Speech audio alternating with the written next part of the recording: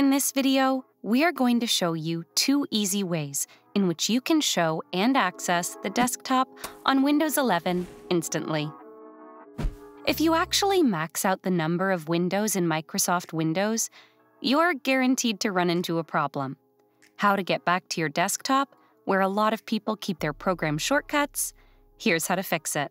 Just carry your mouse cursor to the farthest point on the right side of the taskbar and click on Show Desktop. If you want, you can also use the Windows and D keys as a keyboard shortcut to get back to the desktop instantly. Lastly, an alternate way of getting to the desktop is through File Explorer. Here's how. Press the Windows and E keys to open File Explorer. Click on Desktop in the left-hand sidebar. You will navigate straight to the desktop folder. If the sidebar isn't visible, click on View, navigate to Show, and then click on Navigation Pane. So, we hope this video has helped you. For more tech tips and tricks like these, subscribe to Guiding Tech and discover one of these videos, handpicked just for you.